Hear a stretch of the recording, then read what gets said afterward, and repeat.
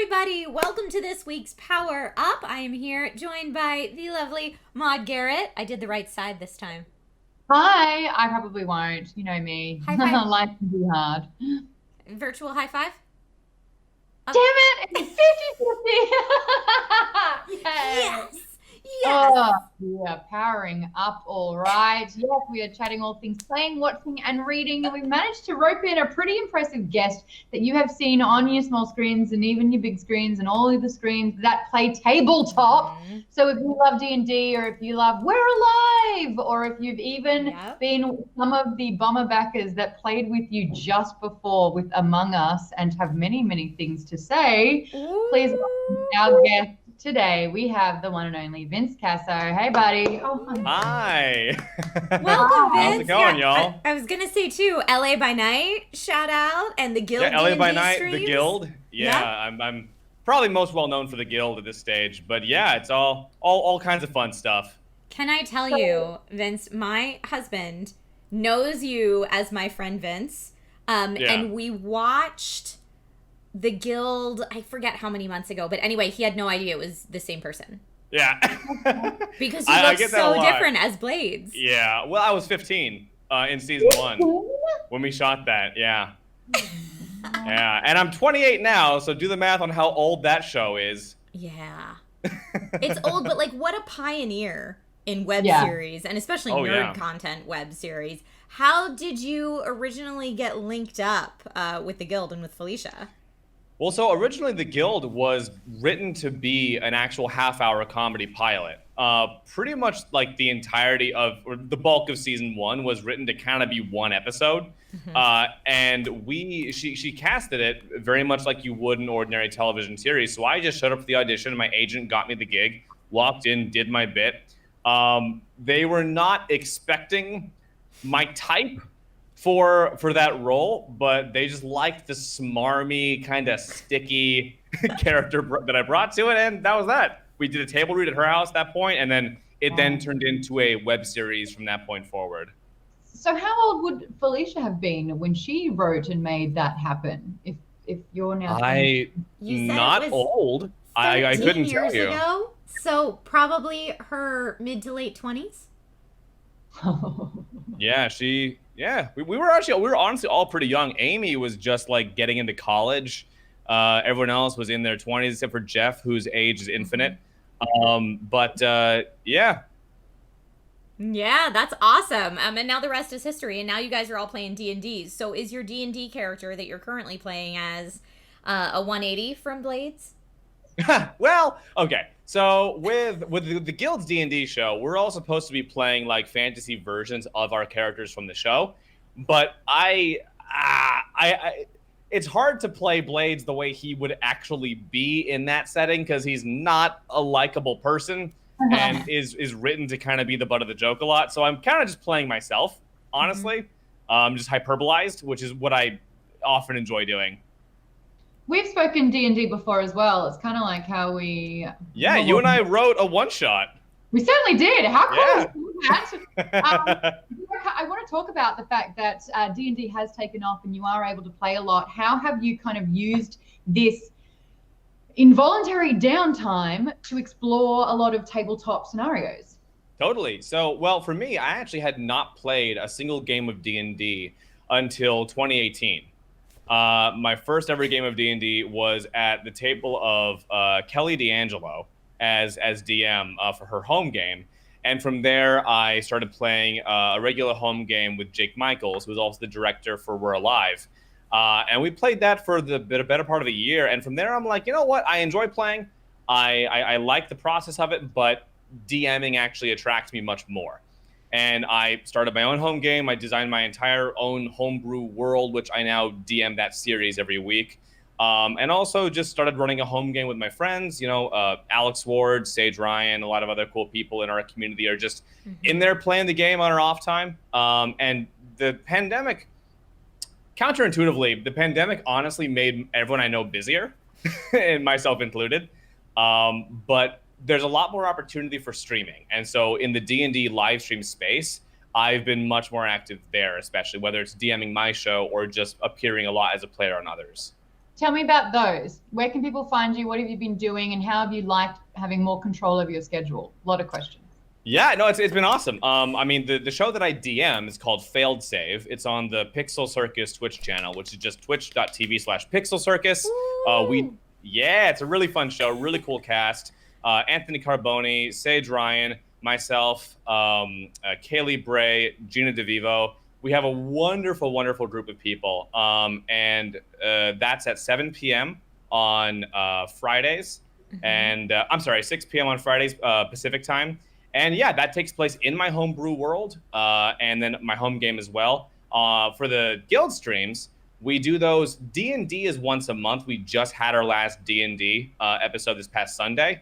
But besides that, we stream every Sunday, just playing games, whether it's, Among Us or what have you. And I just now, this past week, started my own Twitch channel, finally, after years of being told to do it. Yeah, so I'm going to have a lot of like gaming and tabletop RPG content on there as well, which is just my name, twitch.tv/Vince Caso. Yay! So, yeah. Now, I want to know, Vince, when you play home games that are not being streamed versus when you play a game as a DM or a player for entertainment purposes, does it adjust how you play? Oh, it's so different. It's so different. Yeah.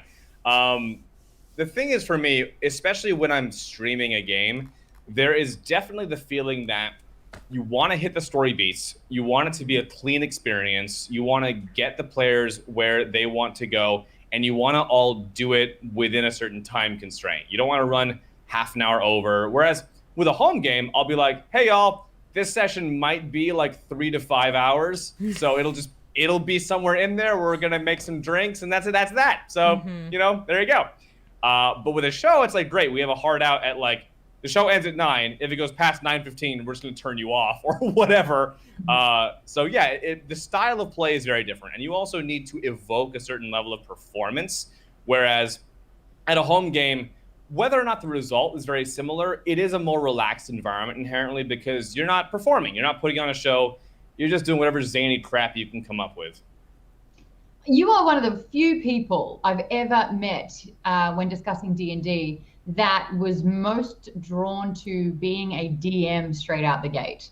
How and why is that? Because it's like basically being the team captain in every single group assignment, knowing you have a amount of work.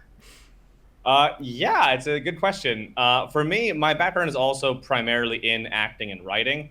And so I enjoy the performative aspect of D&D, and I enjoy the creative world building aspect. So what attracted me the most was, hey, I can just make my own world, my entire own campaign setting, in which I now have, I believe it's 4 one-shots, 4 modules that are all being written and composed, and the entire campaign setting itself.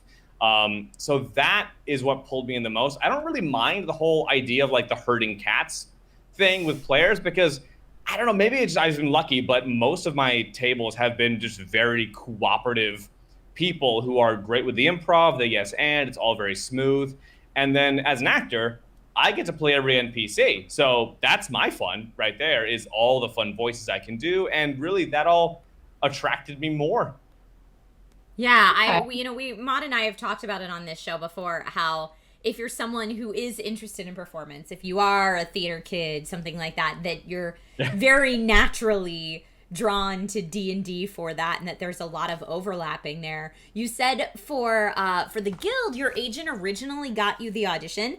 How much traditional acting do you still do as opposed to like tabletop gaming shows?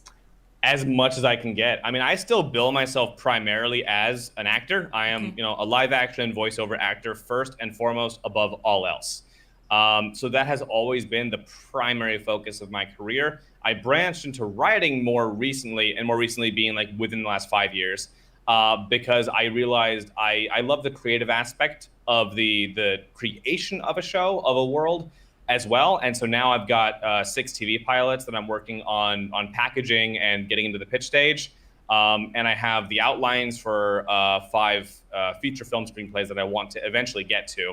And then a whole roster of shorts that I was going to shoot this year before the pandemic hit. Womp womp.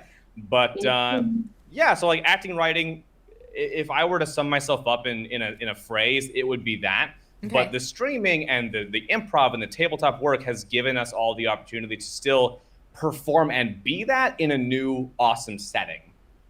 I don't want to be a peeping Tom here, but do you have a second setup behind you? Yeah, is that when you stream, and then is this where you shoot? Like, how many stations do you have? My peep Toms all the way. Myself and my girlfriend both stream, so that's her whole setup and rig. You can see her shelf with all her knickknacks on it and her whole streaming background. I'm here, and I typically will have like a green screen up or something. And so yeah, we're sharing an office space. What do you do for sound? Not a lot. We suffer. We do have soundproofing along the walls. We're adding some more. And then I have a Shure SM7B mic, which does really help. The dynamic mics really help to tone out room sound. So she doesn't pick up well on this. However, because I speak at 1,000 decibels naturally, we cannot stream at the same time because her stream will become my stream. Yeah, I was going to say you have to schedule like chunks of time out. Yeah, I'm more like afternoons PST and she's evenings. Interesting. Yep. I totally feel you on that. I have my nephew moved in with us to help us out with childcare during the day, but he streams, right? This is his setup right over here. That's where he streams, and he does the evening weekend thing while I do the weekday thing for the most part. And then this is where I shoot a show 5 days a week for a different network and then have to do all my streaming stuff here. All this is careful partitioning. Yeah. All of us making it work in a small space. There you go. And then I have a dog down here somewhere. Oh, she's behind me on a cushion. Oh, cute. Yeah. So, Vince, you mentioned being busier in quarantine.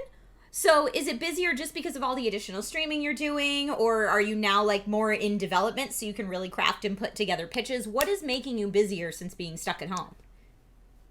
Yes. It's really all the above because it's a combination of certain types of work really opened up this year, even though others were tightening a bit. And the fact that we were all cooped up at home for so many months and even now still are under a lot of restriction sort of gave me the impetus to try to do something with that time. So whether it's writing and packaging these shows or branching out as a streamer, getting so many new streams, D&D shows, what have you, moving, or what have you, branching out with voiceover as well, which is still very much a booming industry right now with people inside. I built a whole studio, soundproof studio out of a closet that's just like floor to ceiling, beautiful. It felt like the time to try and make something happen. And then even outside of the fact that I'm an actor writer primarily, I do also co-own 2 acting schools that operate nationally. So most of my income comes from businesses that I own. I own that, and I own 6 other smaller enterprises as well that generate pretty much all my income. And then everything else is just me with my freelance schedule making all the creative stuff happen. I'm looking at Maude's face right now as you're talking about all the businesses that you own. So if people want to go to Vince Caso Acting School, where can they do that, your 2 acting schools?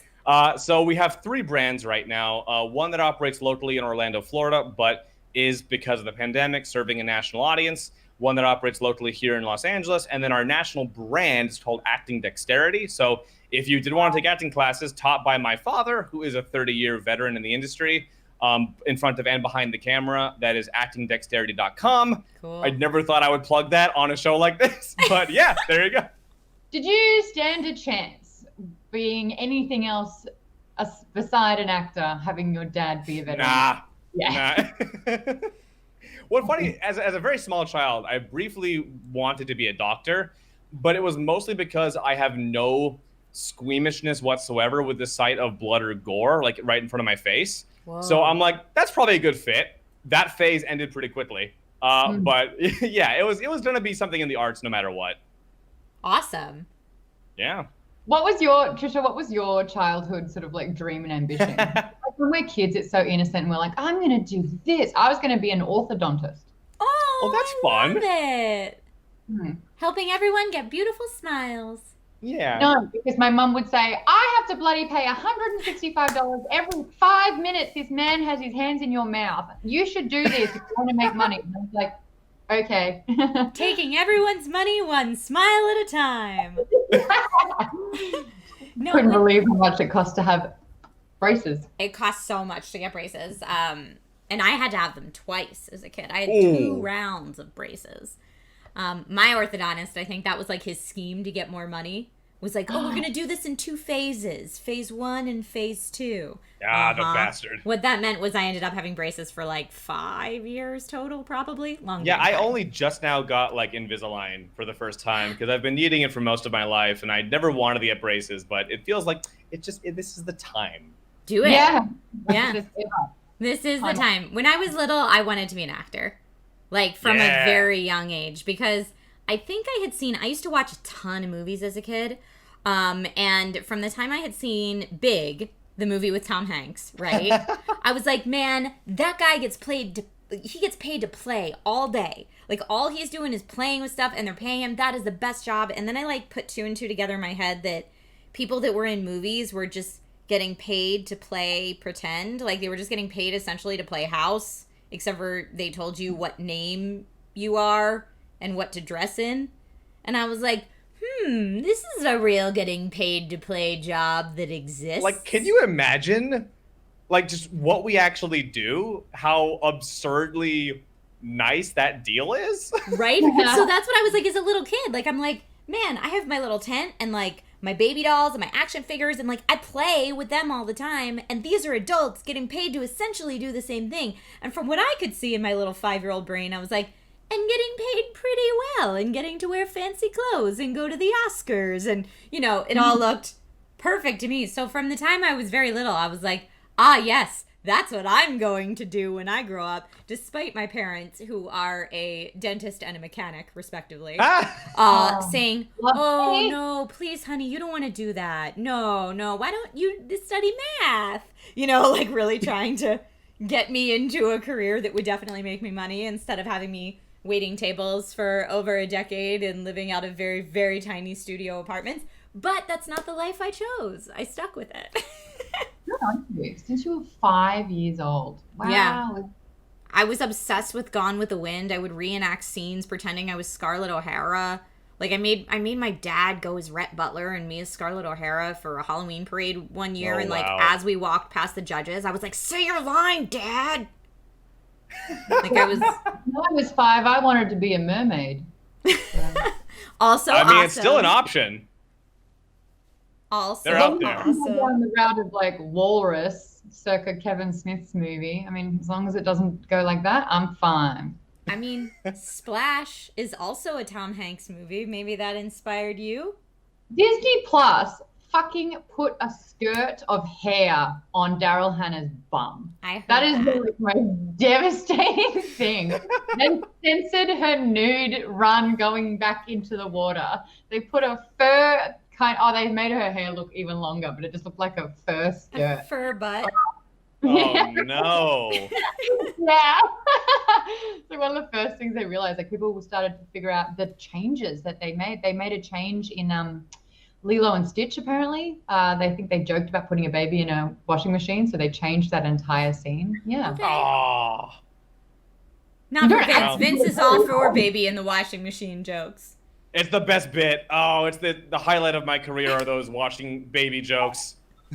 It's all I write. Well, this is the show of Power Up, where we are going to ask Vince what he is currently playing, watching, and reading. So let's get stuck into the playing portion of today's show. Trish is going to help us out with a little something. I don't like the look of this. I don't like the look of this. What's this game? Well, yeah, I'm playing a lot of stuff right now. One that's caught my attention much more recently, though, is Phasmophobia, which is it dials into one of my favorite things about how culture has shifted a bit, if for bad reasons, but in a good way this year, is there's been this renaissance of like social and co-op games, especially as people have wanted to be able to socialize, but from home. Mm-hmm. Games like Among Us and Fall Guys have just taken off. And this is one that's also a lot of fun. It's a 4-player game where you basically are going into a haunting at a house or other location, and you have to collect clues and solve mysteries to find out what kind of entity is haunting this place, and also try not to die in the process, because the ghosts will come out and just kill you. You're all doing it together, though, right? Yeah, it's for a 4-person team, and you're all like collaborating with different items to try and like put the clues together. It's fun. Or you could not. It's funny that you bring up this game, Vince, because I almost played this last night with Jovenshire and Lasercorn and Mari and a couple other friends that were on, but we had more than 4 players, so we opted not to play this one. Yeah. Because it maxes out at 4, right? It does, as far as I know. So I've never played this. It looks absolutely terrifying, particularly that picture in the top right for anyone that's watching this, not listening to it in podcast form. Who is that guy? Is that the person coming to kill you all?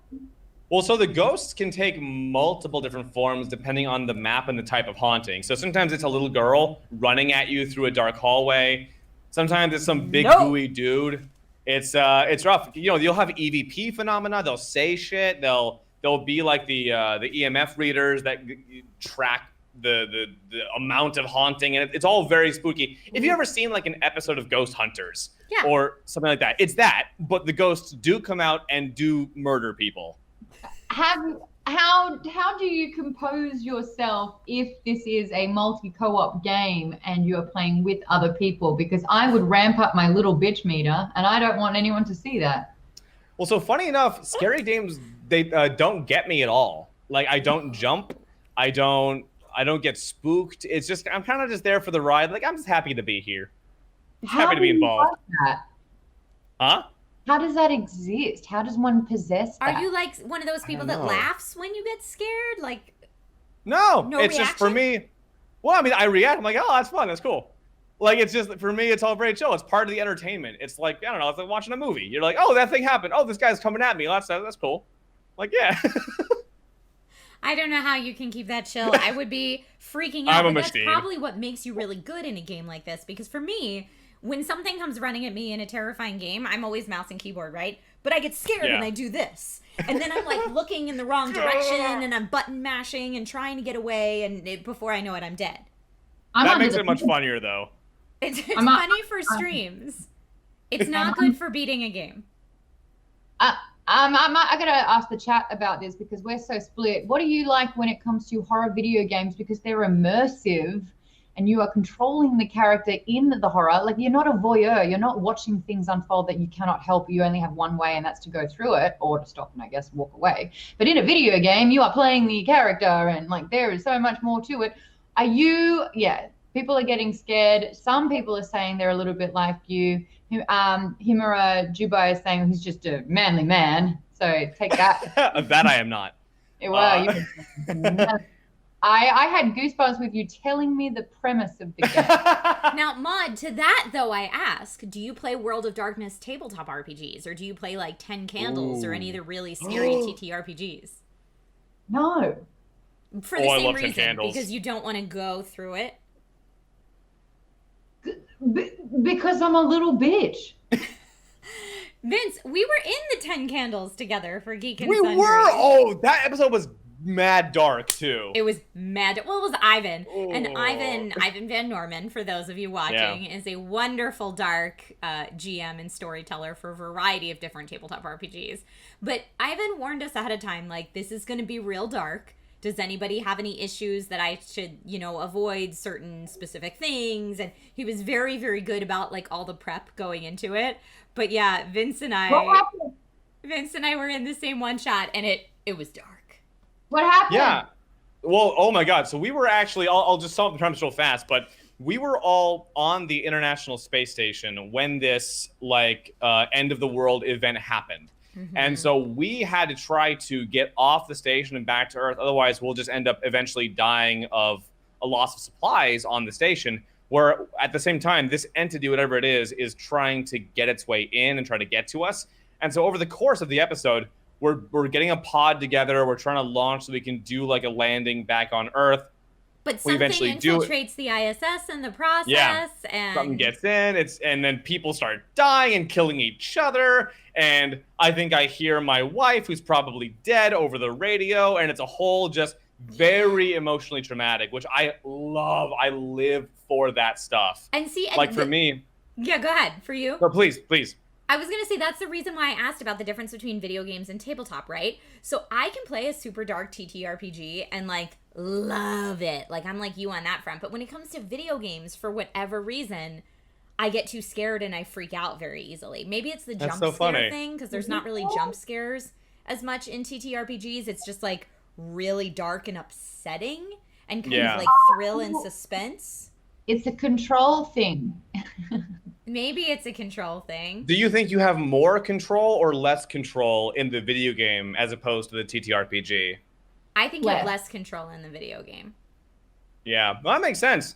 I honestly, like, I guess I look at them differently. The horror video games I look at similar to watching a movie where I'm just enjoying the experience, and I know that I'm playing through what is effectively an interactive film, whereas on a tabletop game, I feel so immersed, and that's the enjoyment that I get out of it, is I can experience this emotional, psychological trauma as a performer and create, just a really harsh experience, which is why I also have to be clear with people at my tables that, you know, we do the whole like consent sheets to begin with. We make sure everything is very, very clean, very A to B. But nonetheless, I do run very gritty, real games where things can go very, very south in a lot of ways.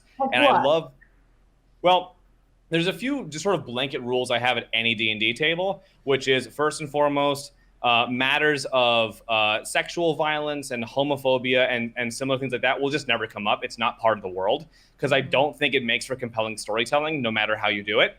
But besides that, things whether it's the loss of family or extremely difficult dilemmas, moral choices, Pyrrhic victories, all kinds of psychologically traumatic things that involve player agency to not only force them to make a hard choice, but to also feel guilty for the result for the sake of moving story forward. As long as you're with players who can maintain a bit of that aloofness from it and can tackle it as a performer, create really powerful scenes, which is one thing I think attracts Ivan so much to the genre as well, because he's a master at creating those very, very difficult moments. Yeah, I don't want to spoil it for anyone that didn't see it, but that episode of 10 Candles that Vince and I did, I think it still lives on the internet.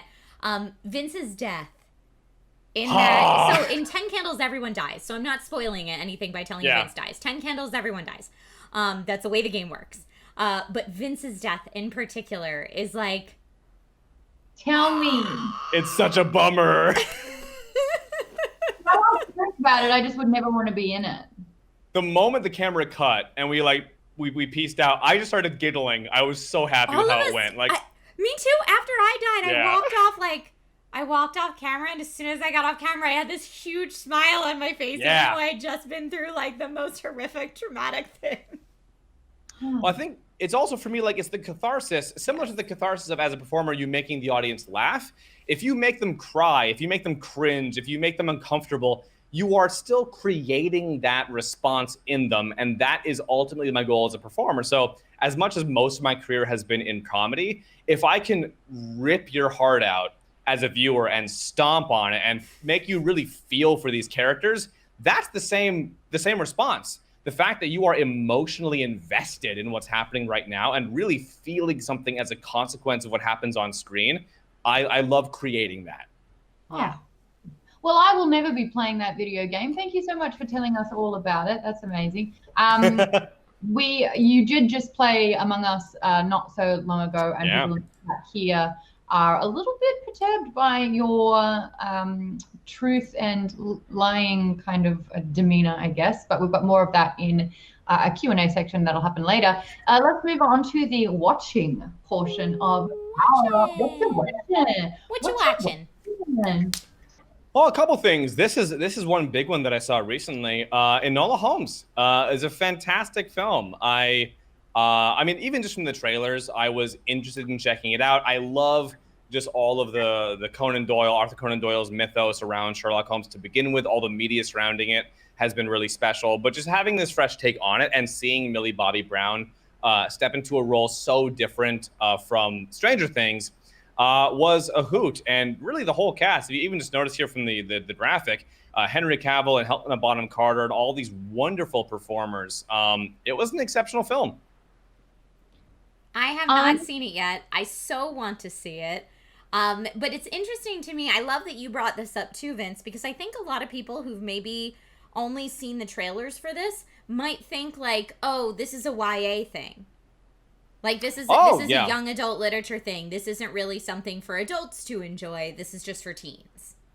Yeah, not at all. No, it's as a certified adult, I found it immensely enjoyable. It's incredibly charming. The whole film centers around, obviously, Millie Bobby Brown, who plays the titular role here as Enola Holmes, and this conflict surrounding their mother, who she grew up in a very, very sheltered environment, whereas her brothers took off into the world. She was definitely the youngest child by a large margin, and so was raised in a very hands-on fashion by her mother, never really leaving their estate or ever experiencing the world outside until the events of the plot force her to brave the world to try to solve this mystery a little bit ahead of her brother as well. So it's a really fun film that does have a bit of the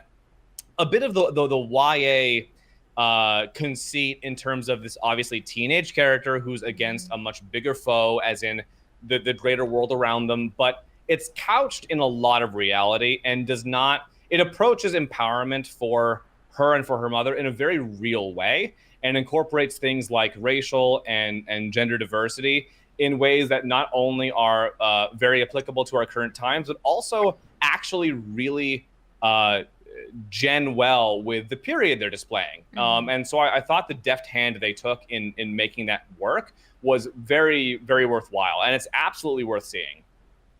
Awesome. I love Henry Cavill. Oh, yeah. That's kind of all I want to say. I love The Witcher. Oh, yes. I love that. I don't especially love Millie Bobby Brown in this. I love that she's got her original accent back, because we all know her as 11 and she's American in that, but she's actually not. But I have really enjoyed the comparisons that have been made between this and Fleabag. The whole breaking of the fourth wall moments, how, you know, it's focused on a female character and the relationship with her siblings and family and mother. And I really liked that comparison, albeit I am only a third of the way through the movie. But have you seen Fleabag at all? I actually have not seen Fleabag, but it's interesting that you mentioned that narrative style, because that is one thing that I also really liked is in that Fleabag or like, you know, Ferris Bueller-esque style, the character's inner monologue is in her conversations with the viewer. That's the way that she thinks through things or explains what she's feeling. Is we have a chance to see the character's inner monologue as you would in a novel, but it's by her having conversations with the people watching, which is super interesting. I like that. That's what an ENFP will do. Maude's still on it. Still on the Myers-Briggs. Myers-Briggs. I have not seen Enola Holmes yet. I was one of the people that was pretty confused and thought it was a series, not a movie. But they're trying to make it into a mini-series, so it would be a mini-series that would of be small great. Movies, correct? Yeah, I think that's the plan. I still haven't seen it, but it's definitely on my to-watch list. If people don't know what it is, because kind of Maude and I came into it with an understanding of what Enola Holmes is and what it's about, what would be your, like, elevator pitch for it? Oh, good question. Yeah. The equally gifted younger sister of Sherlock Holmes has to attempt to solve a mystery against significant adversity that even her brother cannot think himself around. Is really how it sums up. I like that. Have you seen other Sherlock Holmes properties? Sorry? Have you seen other Sherlock Holmes properties? Yes. Most of my grounding in it, aside from some of the audiobooks that I listen to while I work out and stuff, is from the BBC show, which is, I'm a huge fan of the BBC series. Cumberbatch is just so good. Like, what can you say? And like, Freeman. He's Cumberbatch amazing. And Freeman? Yeah, it's an unbelievable pair. Also, very, very contrary to the relationship they have in the books. Even his own portrayal of Holmes is not really like the Holmes from the novels, but just it became its own thing, and it's fantastic. Like, he kills it. And I think the difference is, like, Enola, it sounds like she has to vocalize her inner thoughts, whereas Sherlock, he would start visualizing and take kind of like notes and numbers and memories, and they would form in front of him, which obviously no one else can see, but that explains how his mind works. And I loved that side of it. Because he's just so logical.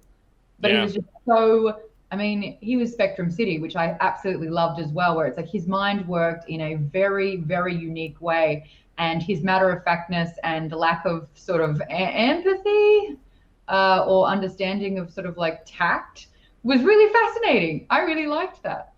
Yeah, no, it's fun. Absolutely agreed. All right, so that's what Vince says we should be watching right now.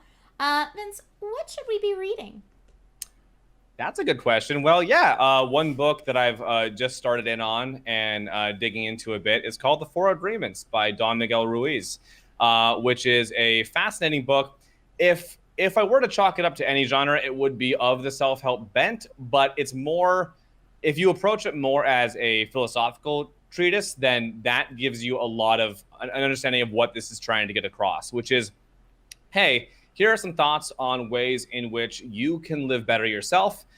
You can promote styles of thinking and a lifestyle that is healthier for you mentally, which thus will benefit those around you as well by the effect you create on them. And the four agreements themselves really break down to, they're all summed up in a sentence, but then they all go into much more detail. Agreement number one is be impeccable with your word, which, again, he goes into a lot of examples and details thereof, like subdivisions thereof. Agreement two, don't take anything personally, which itself has a lot of breakdowns. Agreement three, don't make assumptions. And then agreement four, always do your best. And these sound kind of generic, kind of boilerplate, like, yeah, that sounds like good stuff.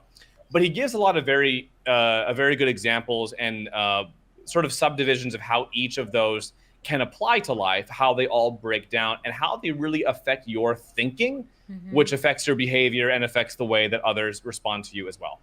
I see Zanubis in chat put the four in there just as you were starting to say them. Oh, so wonderful. There are other fans of the four agreements in chat. Thank you guys for putting that in and letting us know that you also read it. I just had a tip with my mum before because she made an assumption and I went, stop doing that. I have to apologize because I want to be impeccable with my word. I love this kind of stuff. I think that the biggest thing about being in a mandatory sort of lockdown and having a lot of time in the same space over and over again is that you can't distract yourself. And I'm very, very good at distracting myself from sort of like the things that I don't want to think about or moving on or not going too deep with it all. Sure. And the last sort of 6 months, I've really had to sit with some uncomfortable feelings and things that I don't necessarily like and then understand them. So I have, I think this is the first time ever in 20 plus years of reading that I've delved into things that don't have dragons or magic. And it's got its own form of magic. But I've been I think you have to be open to wanting to learn. And now that I am, all these kind of books are blowing my freaking mind. And I'm really loving it. Yeah. What is something that you've kind of taken and applied already with this book? Well, it's funny you mentioned that because for me, I think all of us can look at the four agreements or look at examples that he gives and feel like, okay, well, I already try and do that kind of stuff. Like, I already knew that, but there's a certain self-reflection that really comes into play where you sit down and you say, you know what? I know that I can be prickly when people bring up X or Y or Z. Mm-hmm. And I know that even if they are ill-intentioned, even if they are being a bit, about it, I cannot necessarily control what they say, but I can absolutely control the way that I feel about it because they don't have some magic remote control that changes my emotions or changes my feelings. That's entirely a choice that I make. And while some situations can be harder to respond to positively than others, we can take it upon ourselves and say, hey, you know what? This perhaps crappy thing someone else is doing is merely a reflection of them. That does not have to be something that also brings me down and something that instead maybe I can inject some positivity into and resolve with them, because for all I know, their intentions are not bad either. So that's, not taking anything personally, being impeccable with your world, not making assumptions. It's just realizing that at the end of the day, all people on a very fundamental level, the sheer bulk of us, are basically good. We're all just trying to work together and cooperate to make a better world. Some people can make choices along that line that create more destruction than construction, but those people can also be worked with, reasoned with, talked to try to get us all back on the same path, because that's where we're headed. We're all trying to work together to get there. So why fight on the way there if we don't need to? I love it. It's interesting. There's a lot of books that I've read like this. I know I've talked about on the show before, Don't Sweat the Small Stuff, which is one of my favorite books that's in a similar vein to, the heading seems very obvious. And you're like, well, yes, everybody knows that. But by the time they kind of walk you through examples of it and how people's minds naturally go to some of these places, they've almost, they've arrived from this simple statement to a much more complex kind of life philosophy that now that you've read it, you can associate with that simple statement. He's Just Not That Into You does the exact same thing, but to great comedic effect, I think, if anyone's ever read that book, where, he's just not that into you if he doesn't call you. Okay, well, that seems real obvious. However, 3 pages later, you're like, oh, we've all done that? We all need a reminder once in a while. Yeah, absolutely. Absolutely. So I think these are all wonderful books that we can really take from. I see a lot of people in chat saying, I feel like I would really like to read this. Another funny assumption that I've heard is that it's when you hit your 30s that everyone wants to read self-help books. Well, I think your 20s is all about learning by doing. You're so busy sort of living your life and making the mistakes and just not figuring out the whys, but the whats and the whos and all that kind of stuff, that when you get to your 30s, you're like, okay, now I'm noticing patterns, or now I'm I keep running into the same walls. So I need to learn more than my experience has allowed. And I actually need to look for answers to explain. And also, hopefully, as you experience the world, as you grow up, you do become increasingly self-aware in that, hey, I recognize that I may have faults of my own. I recognize that there are things in which I can improve that are very much subjective and not objective factors of my life, like I want more money or whatever. No, there's things that I want to work on about me that perhaps I didn't notice in my early 20s because I'm just kind of flying through life. But now I'm like, hey, I want to be my best me. If you are arriving at that sort of, realization, then good. If not, and you're perfect now, well, awesome. But most of us are not. That is an interesting thing, because there are some people I'm noticing in my life that I'm attracting more people that have a growth mentality, that do want to reflect and do want to learn a little bit more, and are open to sort of discussions on and feedback. And I'm butting heads with people that cannot have these sort of candid conversations and get a little bit precious about it, or they're happy just the way they are and nothing's wrong with them, everything's wrong with you. And you're like, wait a second, meet me halfway, and it doesn't happen. Did that happen to me today? Yes. I'm sorry, Maude. Oh, no. That's okay. Not here. This is a loving circle right here. Yeah. Everyone's here to listen. But they don't think anything's wrong with them. And I'm like... Yeah, well, we've all met those people for sure. Yeah. Yeah.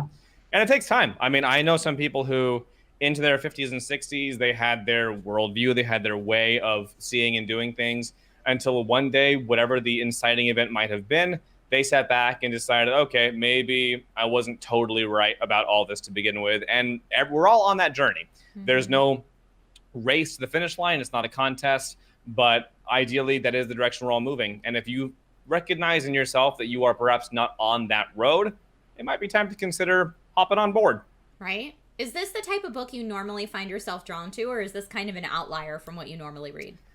I study a whole mix of business. Everything from, texts on philosophy, like a recent one of mine was also Meditations by Marcus Aurelius, another fantastic work on Stoicism. I study history extensively, especially ancient history, theology, theosophy, biblical scholarship from a historical point of view.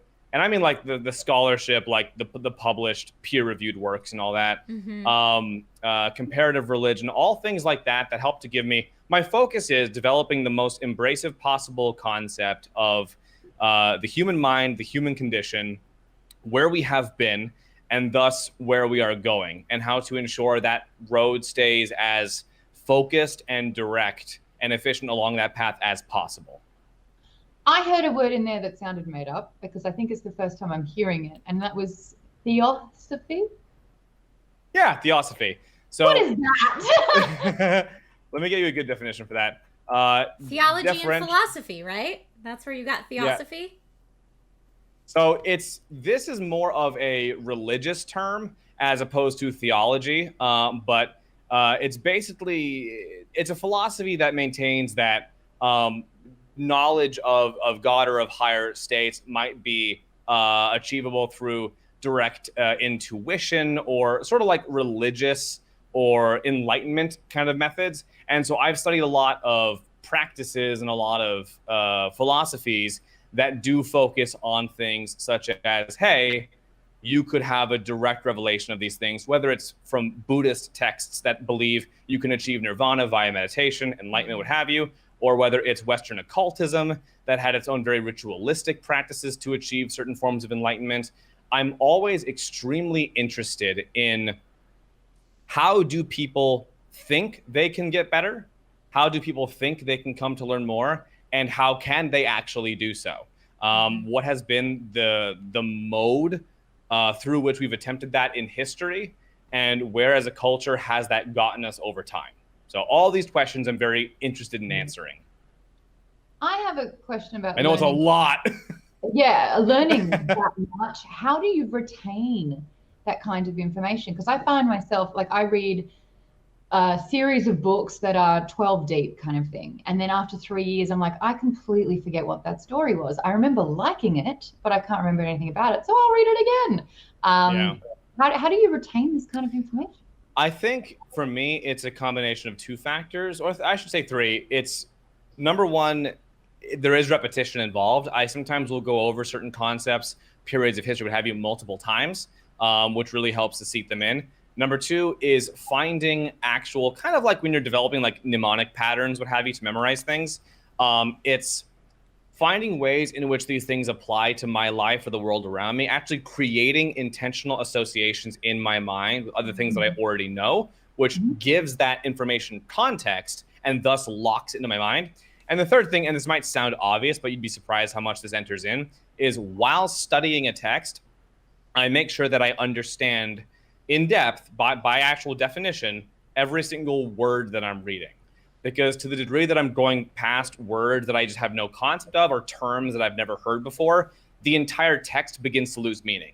And it starts to kind of fall away in your memory. So look, it takes me a while sometimes. I'll sit back and I'll read a page, like, I don't know what this means. Hang on, I gotta go, like, I'll go look it up. Okay, good, here's how it can work in this context. Okay, I get it. And then continue on to really get that in-depth grasp. Well, and I found that especially when you're reading theological stuff. So I was a theology minor in college, and like when I first started, it took me so long to read anything because I feel like I'd have to look up every third word. There's so much stuff. Because it's all just theological jargon that theologians are used to using so they can spout around. But by the time I got to probably my second or third semester in that minor, those words were now commonplace for me, and I could rip through them. Now, that being said, it's been a long time since I studied that, so I'm sure if I got back into reading theology and those type of documents, I would be right back to square one with having to look something up every 2 seconds.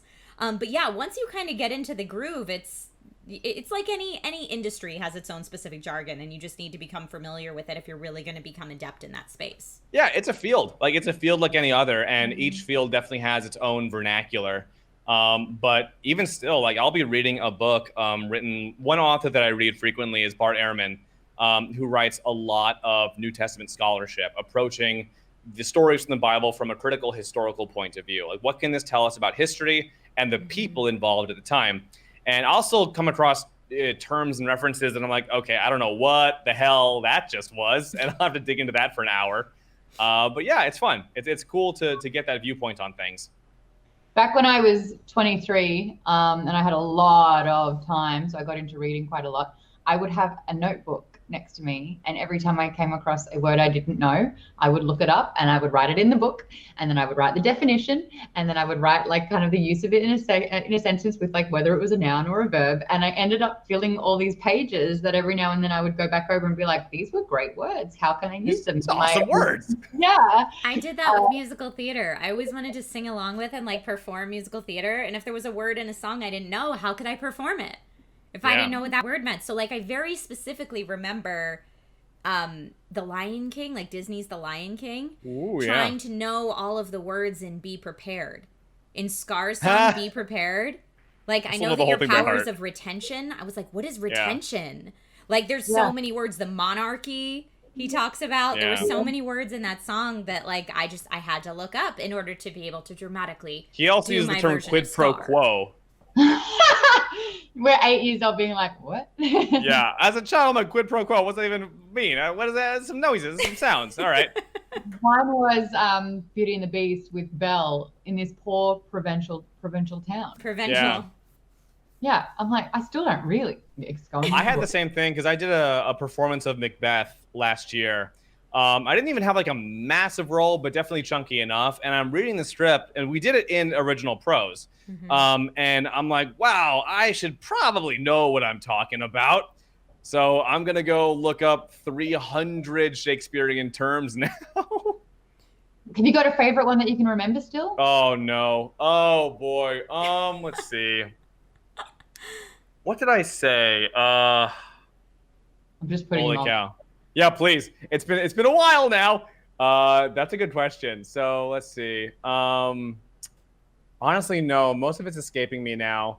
But funny enough, I still know some of those scenes, like bits and pieces by heart. Mm-hmm. But yeah, it was just because at a certain point as an actor as well, like studying that script, I'm at the point where, honest to God, I don't even know what emotion I'm supposed to have with this sentence. Like, am I saying a good thing or a bad thing? Mm-hmm. Like, is this good news? I don't know. Okay, so Norway is coming. That sounds bad. Like, is it a person? Is it the country? Is it the army of the country? Yeah. Yeah, Matt Milder in chat says, Shakespeare's rough if you don't know what everything means, and that's the truth.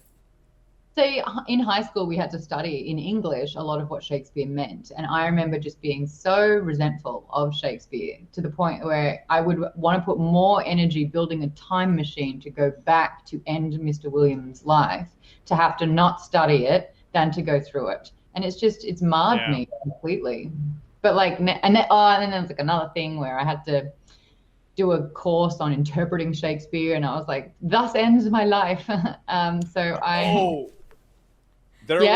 was describing, I believe it was Macbeth himself, and I described him as that Bellana's bridegroom, lapped in proof.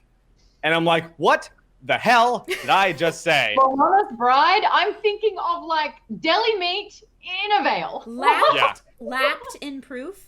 Yeah, but it was supposed to be saying like, it was something like this, like the groom of this god of war, who's like, as in very talented and capable in warlike things, is like, and confronting him with self-comparisons, rebellious arm against arm, et cetera, et cetera. So it's about like the fact that they're fighting and matching power and strength. And I had to dig through this whole thing for hours. I read a modern English translation next to the original Shakespeare for the entire script, just to try and get a grasp of what the hell we were talking about. But thankfully, if you do that and you really sell the moment, I had audience members coming up afterwards saying like, hey, you were one of the only cast members who we really actually understood, because we didn't even know what the words were, but the way that you said them made it obvious what you were talking about.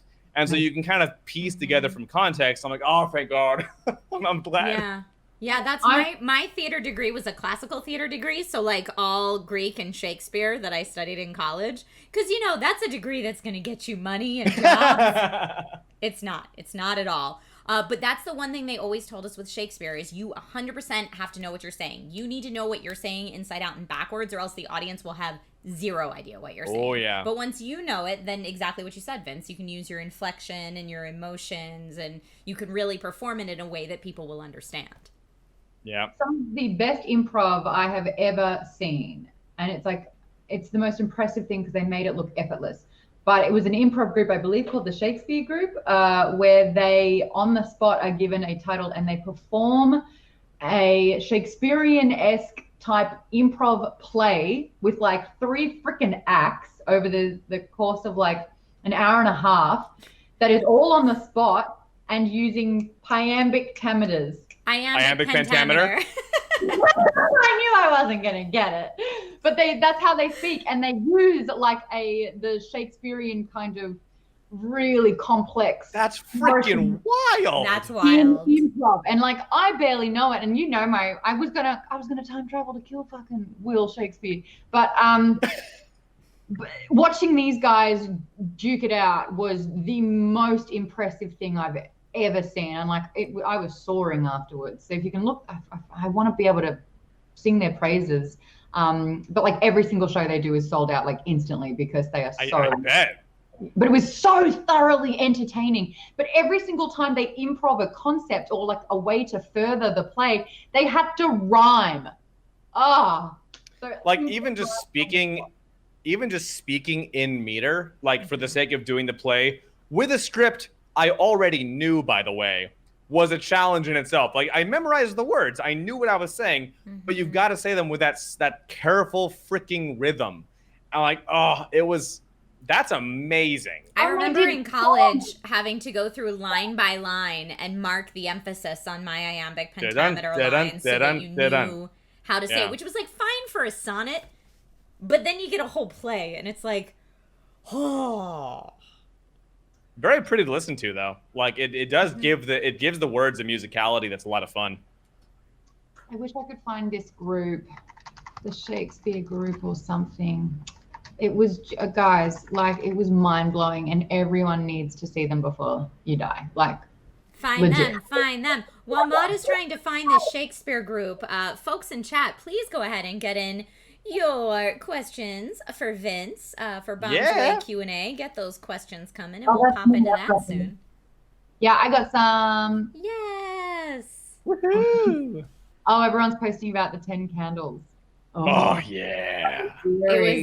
It was gritty.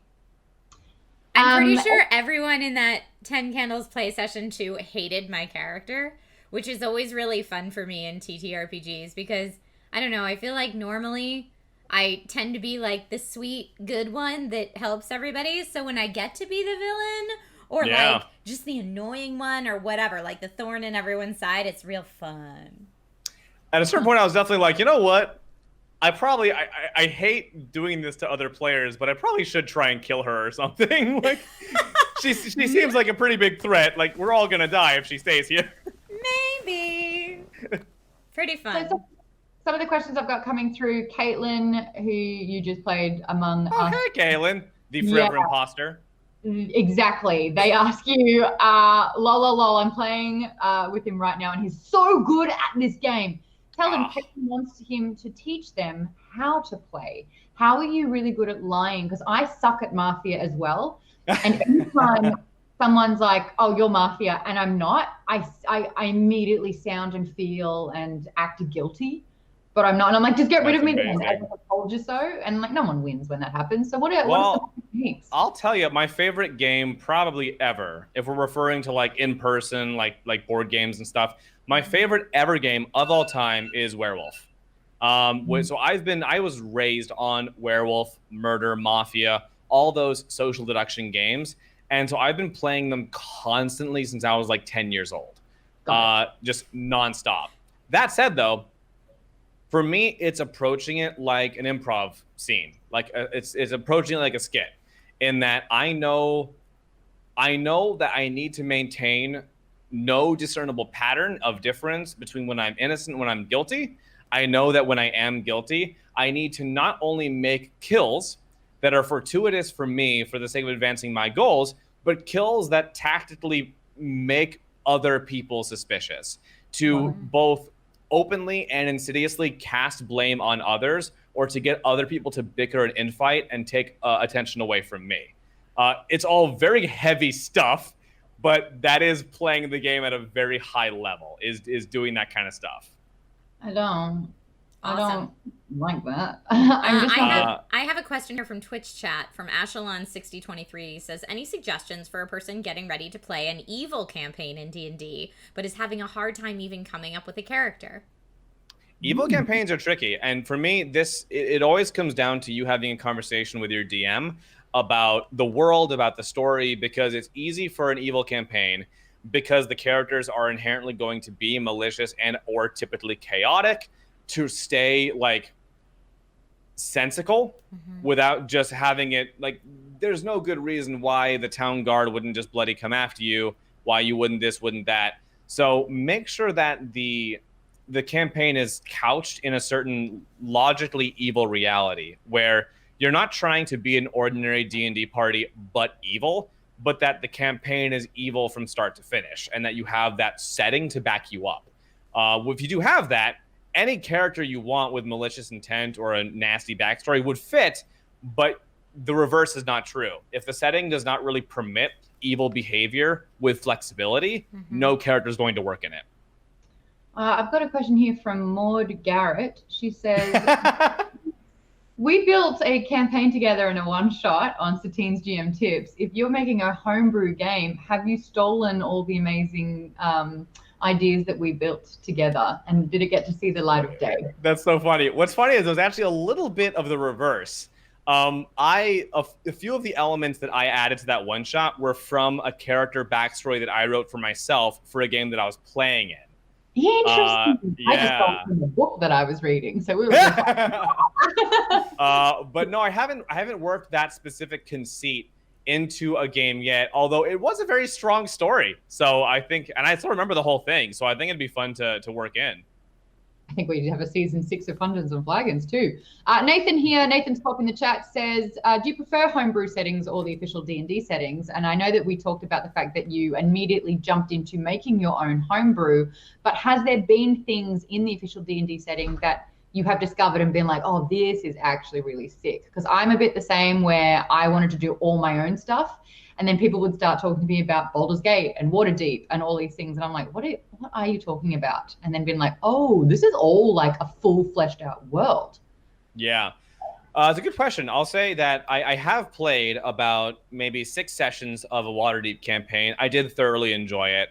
I do like the Forgotten Realms, Faerun. I love everything they've built for that world. As someone who's beyond anything else a creative, it's hard for me to step out of that world that I built because I see so much opportunity for storytelling that has never before been experienced. And I love to create those unique experiences. That said, though, I definitely borrow certain specific bits from Forgotten Realms lore. For example, there's the whole backstory around Mystra and around the weave that is the foundation of all magic in the Forgotten Realms, and how this goddess locked away the ability to cast epic magics, very, very high tier 10, 11, and 12th level magics, and that whole sort of backstory. And because I really loved that bit of lore, a similar version of that was incorporated into my world in terms of why and how epic level magics of 10th, 11th, and 12th level became inaccessible, and what those represent in the deep backstory of the world. So I definitely borrow certain ideas and concepts, but beyond that, I love working within the history of my world. I found the Improv Shakespeare Company. I put it in the chat before. Improvised Shakespeare. It's called the Improvised Shakespeare Company, and Beautiful. Thomas Middleditch was a member. So I guess Thomas Middleditch, who does now Middleditch and Schwartz, which is the hardest duo to say when you're me. Middleditch and Schwartz. Woo. Yeah, well, okay, well done. It didn't come out cleanly. My mic made that sound good. A lot better than I've been attempting. Thank you for saving me. But obviously, he's one of the best improv performers on the planet at this stage, and the comedy that he does with Ben Schwartz is great. But this is like probably the hardest thing that you could improvise, and how and the fact that they have songs in there that they make up on the spot as well. Like, my goodness. So if you can get a show, but I do have the link in there. I can't sing their praises enough. It was just, you know, when you meet someone or you see a performance and you're like, you are just so brilliant that I'm just going to go home and bathe in your glory, but also rethink my life. Like, it was that. Yeah. That's fantastic. I have a question here from Sprinkles the Dragon Cat in Twitch chat. Says, Fun name. Vince, what acting role do you want the most? And if you're unable to get it, would you create it? Okay, so I have a general and a specific answer to that. My specific answer is I'd love to play fucking Gambit, because I can do all of the card tricks as well. I do magic. Yes. I do card flourishing and all that. And that and Leon Kennedy from Resident Evil 2, when my hair is longer, obviously. Those are two roles that I'm like, I would love to get those so bad. Then generally, even though those are both... There? What? You have cards there. I'm the perfect audience member for card tricks. I'm so receptive and love them a lot. I also love that Vince is just like, hold on, do I have cards right here? Hang on, it's right here. Yeah, so magic does not translate well over webcam, but I can do all kinds of fun, like, little tricks and movements and stuff. I've been doing magic and card manipulations and what have you since I was, like, I think 13 years old. So all kinds of fun tricks like that. Yeah, so I love that kind of stuff. It's a lot of fun. But then, look at Maude. You're so excited. I know. I love it. I love it. How do you do that? Years of practice and lots of dropped cards. But then I think the general answer to that would be, as much as those two roles are very much more of the suave, almost leading man type, roles that I really enjoy playing on a general basis are also the very heavy character, kind of twisted and just messed up, horrible people. Because I love to explore those darker sides of humanity, darker psychological motivations. And like I said, to create a visceral reaction in the viewer. So I also very much like that kind of nasty stuff. Yeah, because you're super desensitized and it doesn't seep into your soul and make you feel sad. No bleed, baby. I can vouch, though. Playing the evil characters can be really fun. One of my favorite roles I ever did on stage was it was a melodrama villain, which anytime you get to play in melodrama, it's like so juicy and over the top and you can really go wild with it. But just getting to play someone whose mind and motivations are so completely different than my own was just a lot of fun. Oh, yeah. Absolutely. So much fun. So Matt Milder says, so would you like to play a serial killer in a TV series or movie? Absolutely. Oh, you drop me into like Mindhunters or something as a serial killer, I would be all over that. So good. It's so good and so scary. I don't think that's scary. I think that's fascinating. It's fascinating, but also if I watch like 2 episodes before bed, I'm done. I'm not sleeping that night. I also love, like, in the evil vein of characters, I love playing characters who are not one-note evil, like just cackling, mustache-twirling, stabby villains. I like playing just the psychologically broken people, either the psychologically broken people who do evil from compulsion or obsession, and perhaps even know what they're doing is wrong and have that internal conflict, which is fun to play, or people who are so absolutely convinced they are the good guys, which is really what any evil character should fundamentally be. Agreed. But people who operate by their convictions and who, even as the viewer, you sit back and you're like, does he have a point? Yeah, he's like, yeah, I love that kind of stuff. But before for Ashelon in chat is said what Trisha just said is my problem with the evil character. I would say go with what Vince said. You know, try to put yourself looking as your character through a lens where you are the hero of your story. You just either your lens is tinted, like for my character in that play, the lens that I chose for that character was that she never gets what she wants, and everything is fueled by this detest and kind of hatred for I never get what I want. I've never been given what I deserve in this world. And so everything she did was motivated by that, even though objectively looking at it, she got a lot of what she wanted. In her mind, she never did. So all of her actions were completely justified because this was like the one time that she deserved it. So if you can give yourself a colored lens, or you can give yourself a motivation that ultimately, you know, think of it like a Thanos, where you're like, yes, a lot of bad stuff's going to happen, but the end justifies the means, and I'm the hero that's going to take everybody to this end. Again, if you can think of yourself as the hero, that's a good way to do it, too. You got this. Everyone is the hero of their own story. Mm-hmm. Oh, yes. That was a really enlightening power up. I'm like trying to figure out what a really good title for this to go up on VOD tomorrow. It's like how to be a better person, how to be an evil person, how to be an evil person, how to be all kinds of folks. Yeah, with Vince Caso. It's perfect. Well, Vince, thank you so much for being on the show today. This has been 100% thank you so much for having lovely. Me. And tell people where they can find you and what you're working on and where to follow you in all the places. Yeah, well, first and foremost, like I said, on the top as well, I recently launched my Twitch channel for the first time ever after a long delay of not doing that.